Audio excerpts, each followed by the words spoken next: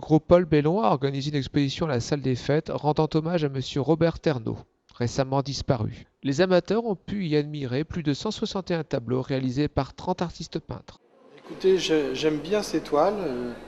J'aime bien ces toiles pour la couleur, mais aussi pour la matière, et notamment pour les toiles du haut où il y a une concentration qui, je pense, est voulue par l'artiste. Vers le centre de la toile, on sent des rayons de couleur qui convergent vers le centre de cette toile où on est attiré forcément. Et là, c'est pareil. Il y a toutes ces pierres, en fait, cette construction qui converge vers cette entrée. Très intéressant. Oui, alors ce sont effectivement des œuvres faites en terre cuite, parce que je ne suis pas sculpteur, mais plutôt, disons, potier. Tout cela, en fait, c'est de la terre crue qui a été cuite une première fois, puis émaillée, et ensuite cuite une seconde fois.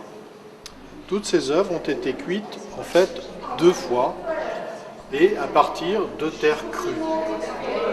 J'ai été un petit peu marqué par le festival de Venise, et j'ai trouvé que les masques vénitiens étaient source d'inspiration. Ceci dit, tous sont nés de ma propre imagination. Ce ne sont en aucun cas des copies de masques existants.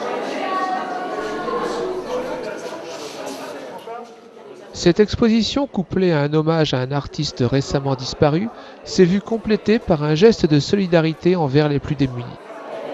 Nous allons avoir une pensée pour notre ami disparu, M. Robert Ternot, aquarelliste.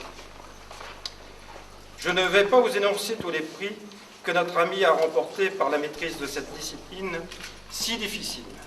Les œuvres ici présentes de M. Robert Ternot sera totalement reversée au Resto du Cœur de Saint-Nicolas-les-Arras.